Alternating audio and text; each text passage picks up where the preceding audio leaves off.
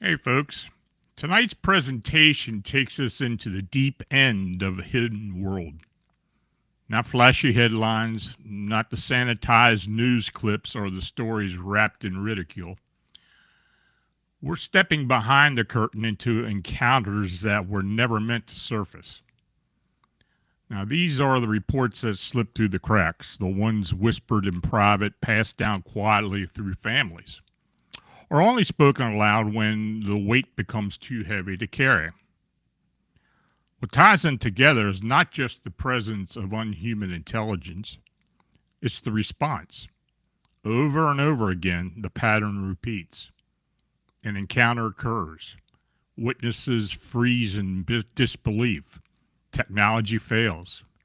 Military assets appear without explanation. Agencies no one can quite identify intervene. And suddenly, the truth becomes something that must be contained. Not explained, not understood, contained. When you scrutinize these cases, you begin to notice something unsettling.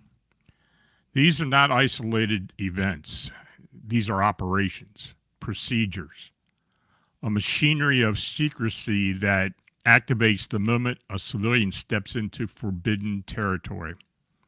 And the questions become, is the government hiding the truth? Or is the government hiding the fact that it no longer controls it? Tonight, each account adds a new piece to that puzzle. This is Phantoms of Monsters Radio, where the veil lifts one story at a time, and I thank you for joining us. In the first report, in 1981, a California high school student shared a story so specific, so bizarre, and so out of sync with conventional UFO lore that it deserves careful examination. Now, according to him, he and another student, a boy and a girl pair, were quietly selected to join dozens of hand-picked teenagers at a government-run program held on the Berkeley campus. The moment they arrived, the atmosphere was wrong. Not educational, not scientific, controlled. The people running the program didn't look like professors. They looked like federal agents. Black suits, black ties, no badges, no names, expressionless faces, watching, never engaging. Men in black, before the phrase was pulp culture. Over the first few days, teenagers were tested for psychic ability. Not in a mystical or spiritual sense, but in a structured clinical environment. Telekinesis tests involving spinning tops balanced on sticks, remote viewing sessions where students attempted to describe hidden objects in sealed rooms. Some laughed. Others took it seriously. And a handful displayed results that even they found startling. But it was the final day that everything changed. Students were herded into an auditorium. Armed soldiers blocked the exits, guns visible, posture rigid. No explanation, no comforting introduction, only a brief, chilling warning that what they were about to see would frighten them, and attempting to leave was forbidden. Then the curtains parted. In the center of the stage sat a cage. Inside, something small, gray, frail, breathing shallowly, and struggling to remain upright. It was a gray alien, alive, but dying. Some students screamed, others froze. A few approached involuntarily, as though pulled toward the cage. The creature's eyes drifted slowly across them, heavy, exhausted, but aware. And that is when the threat came, a direct warning. Never speak of what you saw. Never mention these past days. Your families are not immune to consequences. Now, this report fits a familiar pattern. Psychic ability plus government interest plus non-human presence plus intimidation. Projects like Stargate, MK Ultra, MK Ultra, declassified decades later, proved the government did test psychic phenomena. Adding a non-human element isn't a stretch in that context. The secrecy, completely consistent. Now, if the government was willing to expose teenagers to a dying extraterrestrial, imagine what they did when a fully functional craft and its occupants landed in a rural field. In May 1971, 3 boys and their dog Lucky camped in a field outside of Fredericksburg, Virginia. It was supposed to be another night outdoors, stars overhead, childish bravado, whispered stories, but something felt wrong. One of the boys sensed a presence, not a sound, not a movement, but a presence. When he turned, a glow hovered above the nearby pond, bright but soft, like the lantern trapped inside the fog. The object drifted forward, descending gently, extending mechanical legs before settling silently onto the earth. The boy crouched low in the grass as a door beneath the craft opened downwardly like a ramp. What stepped out was staggering. A massive humanoid, towering, muscular, gleaming as though its body or suit reflected the light unnaturally. Long arms, smooth surface. A glowing box in hand, vibrating faintly like it contained something alive. Lucky, the dog, snarled. A deep primal warning. The being turned into a stiff, mechanical pivot and retreated into the craft. The ramp sealed behind it. 10 silent minutes later, the craft lifted off and vanished. 2 nights later, another encounter occurred. A car's engine died. Headlights failed. The radio went silent. Red lights hovered overhead. The craft followed the car home before drifting away into darkness. NICAP investigators spent years on this case. They described it as one of the most compelling occupant encounters in their files. Now, 2 aspects of the Virginia Giant case demand focused analysis, not as anomalies, but as indicators of deliberate, controlled activity. The first is the precision of electromagnetic suppression. The vehicle was not damaged. The engine stalled. The headlights failed. The radio went silent. All systems returned to normal afterward. This is not a random interference. It indicates targeted field control designed to neutralize mobility and communication without leaving forensic evidence. Such effects are consistent with proximity-based electromagnetic field projection, a capability reportedly documented in close encounter cases involving structured craft. What distinguishes this event is timing. The interference occurred only after the witnesses had already experienced a prior encounter. This suggests recognition. The system did not respond to chance presence, but to identified observers. The second critical element is the humanoid entity's movement profile. Witness description of stiff, bouncing, or mechanically constrained motion recur across decades of human encounters. Now, in this case, the entity's size, apparent mass, and reflective surface indicate either gravitational compensation or a rigid biomechanical interface. The surface did not behave like fabric. It reflected light uniformly, suggesting an integrated shell rather than clothing. Such a structural or structure would serve multiple functions: environmental shielding, psychological support, and controlled interaction with Earth's gravity and atmosphere. The handheld luminous device adds another layer. These objects are often described as emitting light, vibration, or sound during brief ground excursions. They do not behave like weapons. More likely, they function as sensors, collectors, or stabilizing instruments. The reported vibration implies an active process rather than a passive illumination.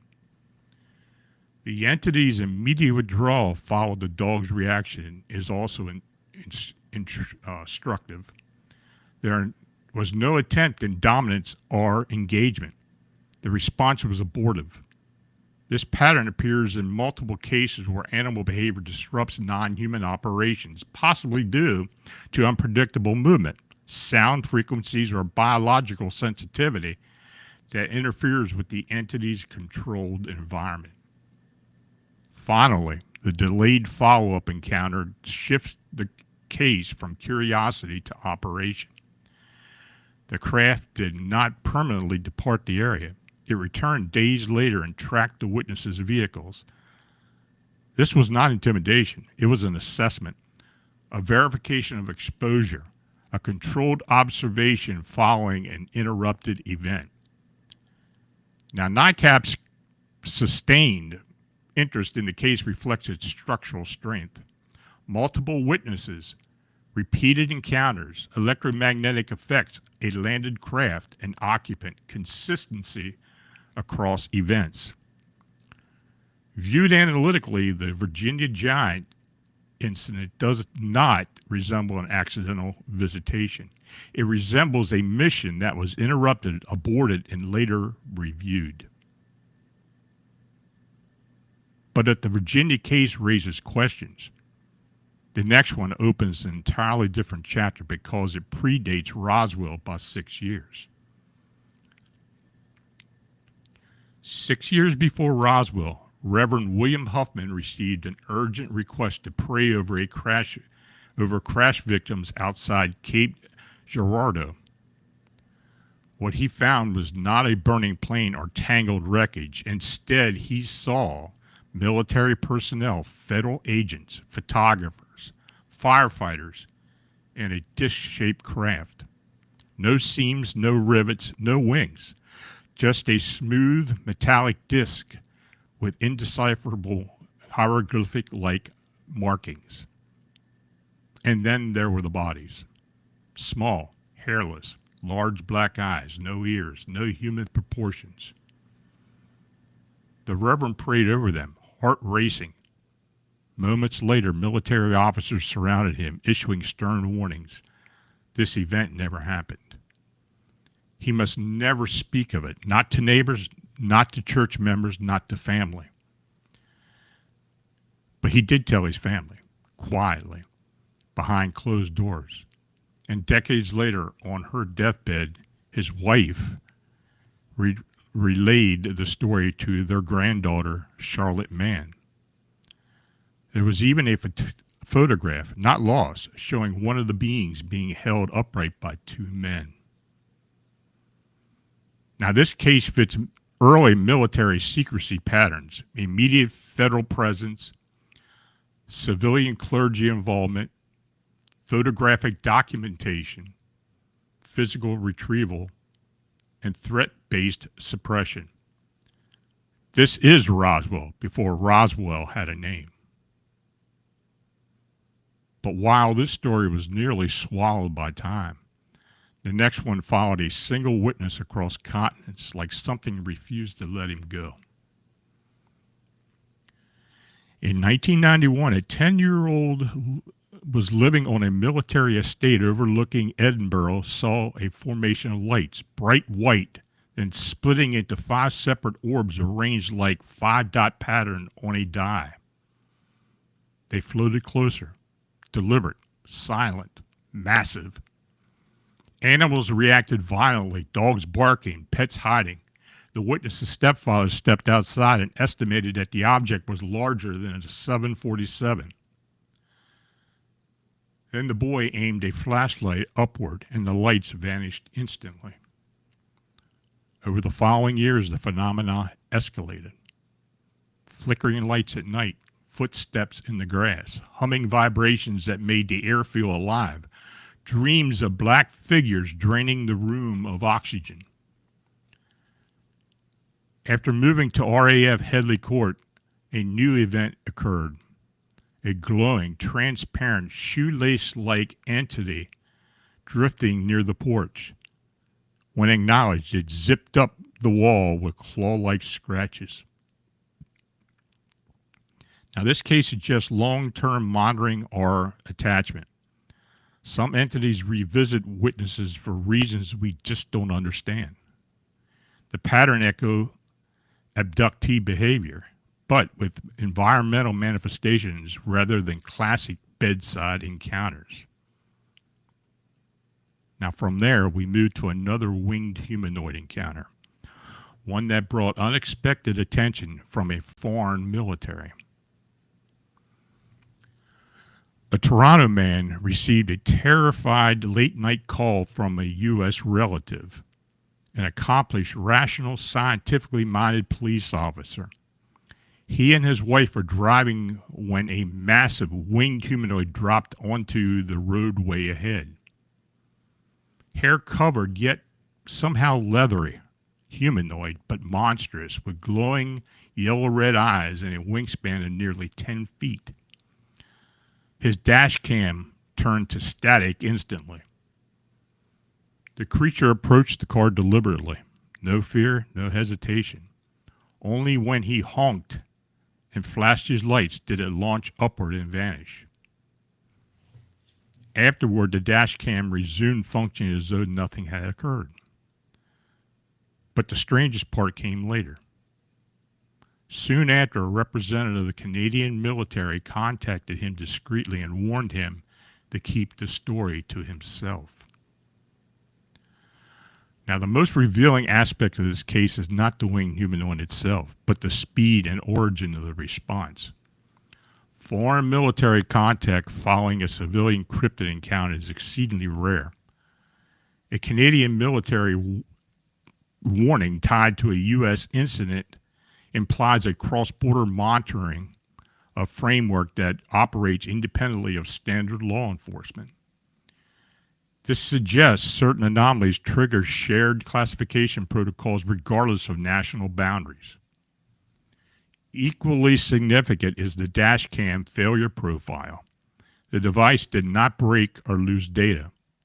It turned to static precisely during the encounter and resumed normal function afterward. This points to localized electromagnetic field saturation rather than mechanical malfunction, and the timing suggests intent. Recording capability was neutralized without leaving evidence. The entity's behavior reinforced this interpretation. It approached deliberately without haste or fear, as if aware of dominance within the encounter space. Only when the driver asserted presence did it disengage, retreating vertically and immediately. This resembles controlled proximity testing, not random aggression. The possibility that the creature was technological or biomechanical cannot be dismissed. The leathery yet hair-covered appearance, glowing eyes, precise electromagnetic disruption, and the rapid military interest suggests a classification beyond wildlife, something unknown, possibly monitored and possibly deployed. The warning to remain silent completes the pattern. No threats, no paperwork, just authority and implication. A signal that the witness had crossed into restricted informational territory. Taken together, this case suggests that some winged humanoid encounters intersect directly with defense-aware networks, not because they are unknown, but because they are already well enough understood to require silence. And if the military pays attention to a single sighting, Imagine what happens when someone possesses information they desperately want. So if you're enjoying tonight's presentation and want to hear more stories like this, don't forget to hit the like button and subscribe to Phantoms and Monsters Radio. It really helps us to reach more people who are searching for answers about the unexplained. And make sure to click the notification bell so you won't miss any of our live shows. Now, from the deserts of New Mexico, we move east to a lake in Connecticut where something massive fell from the sky and then seemed to erase its own evidence. At 2 a.m. on April 10th, 2012, a glowing green object the size of a whale descended into Bantam Lake, witnessed by a motorist and a state trooper. Fire crews searched the water for hours. No debris, no oil, no disturbances. Over the next week, dozens of reports came in of shock waves, booms, flashes of light, and animal panic within a 5-mile radius. Meteor experts suggested the lurid shower, but meteors don't descend smoothly, don't maintain shape, and don't leave zero traces. And the night before, another green object was seen 25 miles away.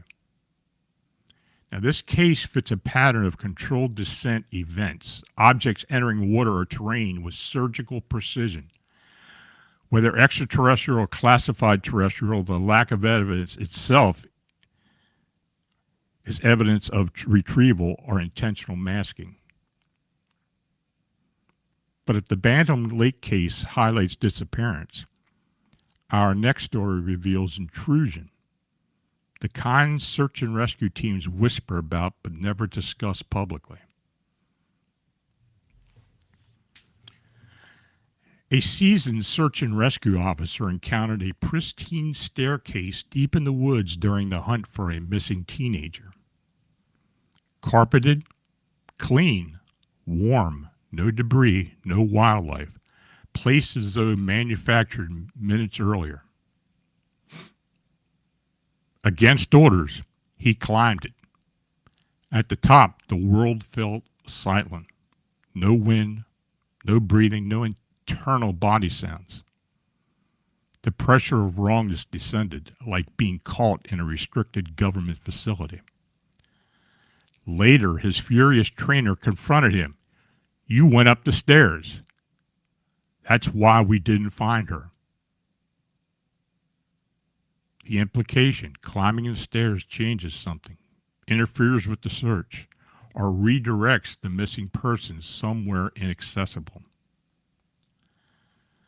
Now, a staircase appearing deep within an active search zone is not merely strange. It's a direct violation of environmental logic. Search and rescue personnel are trained to recognize terrain patterns instinctively. A structure that is clean, warm, and untouched by wildlife immediately signals artificial intrusion rather than abandonment or decay. The absence of animal activity is critical. Wildlife avoids unstable energetic or electromagnetic environments. An ecologically sterile area suggests an inclusion field, not coincidence. The sensory shutdown reported at the top of the staircase aligns with localized reality suppression. Not unconscious, but a dampening of external and internal feedback. The body recognizes a restricted boundary even when the mind struggles to define it. The trainer's reaction is the most revealing element. The statement, "That's why we didn't find her," implies prior awareness. Not superstition, but pattern recognition. Interaction with these structures appears to alter outcomes rather than assist recovery. This reframes the phenomenon. The staircase functions as a transitional mechanism. Once engaged, the missing person may no longer exist within the same accessible layer as the search. Now, if these structures appear selectively during active operations, then they're not random. They emerge where urgency, attention, and vulnerability converge, which suggests that this has happened before. and somebody already knows the cost of climbing. Now, this brings us to this intense encounter: a massive craft, direct alien communication, military pursuit, and the Men in Black intervention. Near Tonopah, Arizona, in 2009, witnesses encountered a triangular craft 3 football fields long, hovering 30 feet above the ground near Palo Verde nuclear plant. It mirrored their headlight flashes and revealed beings inside, short grays and tall figures nearly 9 feet tall. 2 of them exited the craft. Their approach triggers paralysis, then unexpected calm. Telepathic communication followed, warnings about Earth's destruction, global warning, an upcoming catastrophic event originating in the Middle East, far worse than 9/11. After the craft departed, the witnesses were chased by military helicopters, then forced to stop by Hummers. Men in Black surrounded the vehicle, knowing their names, locations, and personal histories. So the first question is, who else knows? This is not a military question. This is a containment question. Now, as unsettling as unexplained encounters can be, there are moments when the phenomenon does not end with the sighting or an experience. For some witnesses, it follows them home, watches quietly from a distance, and waits. The following account comes from someone who believes that whatever he was involved with did not stand the past, and that force is connected to it may now be moving closer, patiently and deliberately, without ever needing to knock on the door. The claim that Men in Black supposedly followed this Roswell crash researcher. Now, the witness believes he had been quietly followed for years by figures he identified as Men in Black. Tall, pale, always dressed in black, sometimes with their faces partially covered. They never approached him, only appeared nearby, blending into crowds, close enough to miss unless he is looking for them. He believes they want a private journal documenting classified work from his past. What disturbs him most is not their appearance, but their presence. He describes them as emotionally alien, lacking anything that feels like human. He fears a confrontation is coming and that if it does, the journal will be taken, leaving him unsafe. The witness says his work began as a government UFO research project, later absorbed by powerful military and corporate interest. Now, during that research, an experimental energy device was developed that interfered with an unidentified craft in flight. When aimed at the sky, lights flickered and fell. According to the witness, one such test brought down a craft near Roswell. He claims 6 non-human beings were recovered, preserved, and hidden. He believes these beings have existed on Earth far longer than humanity and rely on the unknown planetary resource to operate their craft. According to the witness, technology has been exploited ever since, kept from the public, and protected by silence. Now, from an investigative standpoint, one detail cannot be ignored. In nearly every case where sensitive knowledge is acquired, recorded, or shared, the response is not chaotic. It is procedural. Witnesses describe delays that feel intentional, encounters that occur only after information has been gathered, individuals who appear only once with documentation. This suggests monitoring is not consistent but conditional. Something activates when certain thresholds are crossed. Equally troubling is the consistency in behavior. the lack of confrontation, the avoidance of overt force unless necessary, the preference for proximity over intimidation.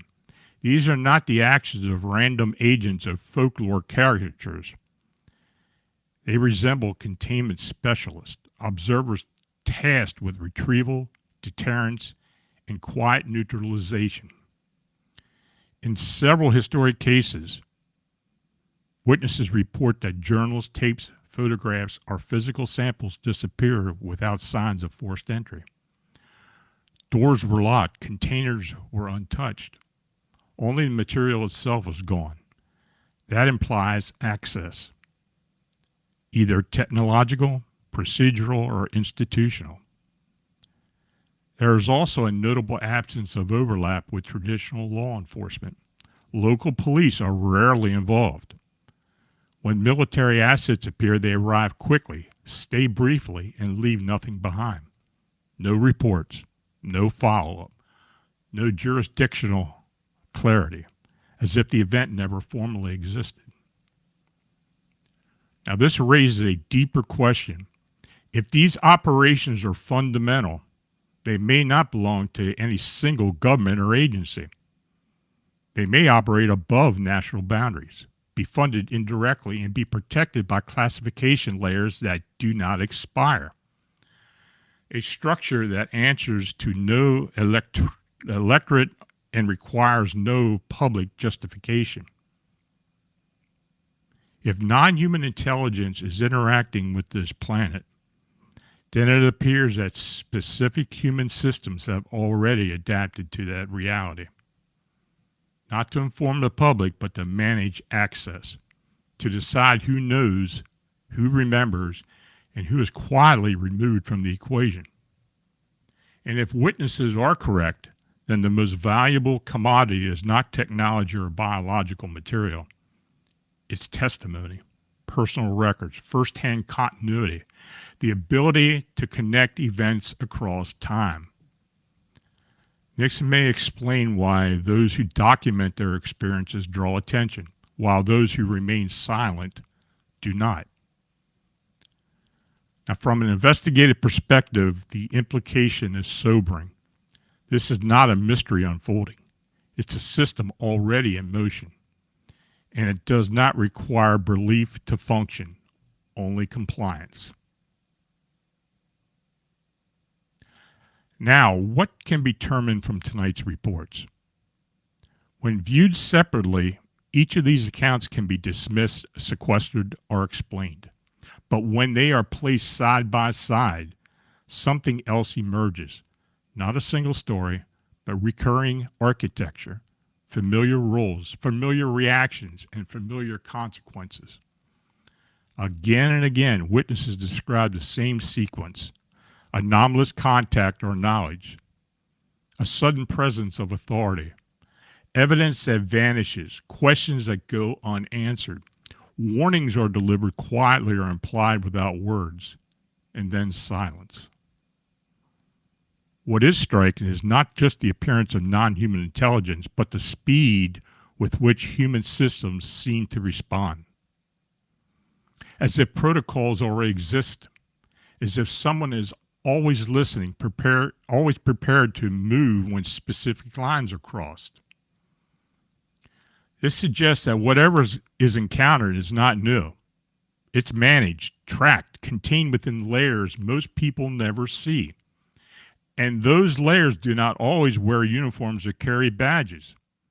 Sometimes they wear suits.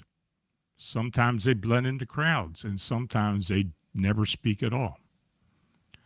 For decades, the focus has been on craft bodies, technology, and disclosure as a future event. But perhaps disclosure is not a single revelation waiting to happen. Maybe it is an ongoing process, carefully rationed, filtered, and redirected. Not to protect the public from panic, but to protect systems of control from scrutiny. If that is the case, then the most dangerous thing is not the phenomenon itself. It is an awareness. It is pattern recognition. It is people comparing notes and realizing they were never alone in their experience. Because once patterns are seen, they cannot be unseen. And once enough individuals realize they were monitored, redirected, or silenced in similar ways, the question shifts. It is no longer who is visiting us. It becomes who is managing the visitors, who benefits from the secrecy, and who decides what the rest of us are allowed to know. Maybe that's why certain witnesses are watched more closely than others. Not because of what they saw, but because of what they might connect. So perhaps these individuals were not chosen at all. Perhaps they were simply the ones who noticed, the ones who remembered, the ones who kept records, the ones who refused, quietly or openly, to let these records disappear. And if that is true, then the phenomena is not just happening out there in the skies or the shadows. It is happening here, in systems, in silence, in spaces between official explanations. And that may be the most unsettling realization of all, because whatever this is, it's not waiting to arrive. It's already in place.